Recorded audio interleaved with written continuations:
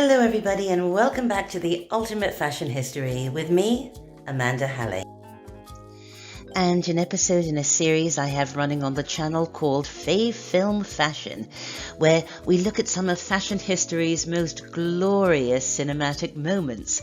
And in this episode, we'll be looking at a movie that is definitely one of my top 10 all-time favorites. From 1963, Charade. The best Alfred Hitchcock movie that Hitchcock never made, is what people often say, although I'd say that with the exception of perhaps The Lady Vanishes, Charade is a lot lighter than most of Hitchcock's work, although in terms of some dazzling dialogue and incredible mid-century style, I suppose it's analogous to North by Northwest. And yes, I've got an episode on North by Northwest too, another one of my favourite movies. It's one of my early oeuvres. I don't use soundtracks or anything on it, but I'll leave a link in the description in case you'd like to see it. Anyway, we're here to discuss Charade. Starring Cary Grant and Audrey Hepburn, with a witty and wonderful screenplay by Peter Stone based on his novel, and directed by Stanley Donen. Charade debuted in December 1963, just a couple of weeks after Kennedy's assassination, and Charade, with its thrilling mystery and charming romance, set not in America but in France, struck just the right note for a grieving world, offering as it does such delight and good-looking escapism. Do you know what's wrong with Charade? Nothing. Just paraphrasing some dialogue from the movie there, and I'd argue that for its genre, it's pretty much as perfect as a film can get. It's romantic without ever becoming schmaltzy, because you know I don't like schmaltz. It's suspenseful without ever becoming unpleasantly terrifying. It has fabulous and iconic Parisian locations, an adorable child who grew up to be a neurologist in Wisconsin, a gorgeous soundtrack by Henry Mancini, a great turn by Walter Matthau. It's got George Kennedy, and you know when you've got George Kennedy, you're going to have a good time. It has those fabulous title credits by Maurice Binder. He did all of the credits for the James Bond movies, of course. And best of all, it has Cary and Audrey both at the top of their game. Interesting note, initially Cary Grant wasn't too keen at being cast opposite Audrey Hepburn because he was concerned about the age difference. He was 59 and she was 33. There was a 25-year age gap, and Cary was worried that he might come off as a dirty old man. As if. Anyway, Peter Stone rewrote and tweaked the screenplay slightly so that it is Audrey who is pursuing Cary, and it works perfectly. And of course, we have Miss Hepburn's Clothes by Givenchy. Oh, talk about being at the top of your game. Givenchy's wardrobe for Audrey Hepburn in Charade is perfect. It's all streamlined silhouettes and funnel necks. Oh, be still my heart. When we first meet Audrey in Charade as Reggie Lampert, she's at a chic resort in the Swiss Alps, unhappily binge-eating a massive lunch. It's one of the character's adorable quirks that whenever she's nervous or unhappy, she starts eating. And then it cuts to a close-up of a hand in a black leather glove, holding a revolver aimed straight at her. Sinister music starts playing, and of course, it's a water pistol held in the hand of that adorable little boy, who squirts water straight into her face. And what does she say? Don't tell me. You didn't know it was loaded. Oh, she is fabulous in Charade. In fact, it's my favourite Audrey Hepburn movie. In my opinion, She has never been more beautiful and delightful and engaging than in Charade. No longer the ingenue of Sabrina or Roman Holiday, and remember, if a woman was 33 years old in 1963, she was considered to be quite mature. Charade gave Audrey a real opportunity to show off her comedic chops. Her dry delivery equal to the master of dry delivery, Cary Grant, in their scenes together. In Charade, Audrey is at the same time vulnerable yet feisty, gentle yet tough, both sweet and sardonic, both silly and smart. And I think her role as Reggie fit her really well, because all of those qualities we know to have been part of her real personality makeup. The world is so enamored with Breakfast at Tiffany's, and quite rightly, and so many of my students say that they want to be Audrey in Breakfast at Tiffany's. And I tell them that perhaps Holly Golightly is not the character to which they should be aspiring, Holly's moral compass being what it is and all that, but instead they should channel Reggie Lampert, brave and smart and integritous and wearing Givenchy at his minimalist best. So let's look at his wardrobe for Charade, and let's start with the palette. The film is set, I think, in autumn, so Givenchy put his pal in heavier textiles in a palette of reds, oatmeal, navy blue and mustard, all of it weighted down with black belts, black buttons and gloves. And his fashion palette echoes the palette of the movie's design as a whole.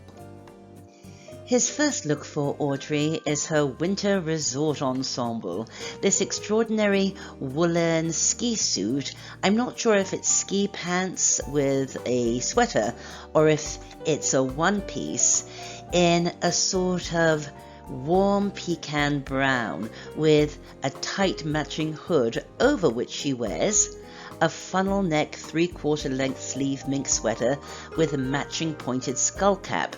Here you can get a better look of the ensemble put together. Now, I'm not really a fan of fur, but make this sweater out of faux fur or velour or mohair, and it's basically my dream jumper.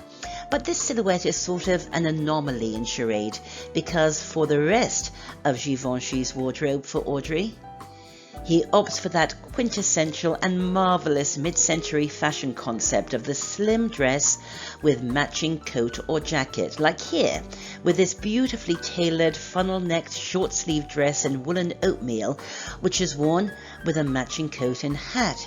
It's so simple, but to be so simple and so pared down and still look exquisite, tailoring is everything, right? And you can really see Givenchy's understanding of tailoring and where to place seams for interesting structure in this sketch for Charade. I mean, look at this incredibly interesting seaming on this coat. I'm highlighting it here in red so you can better see. It gives this absolutely unique structure to the garment. This is pure mastery.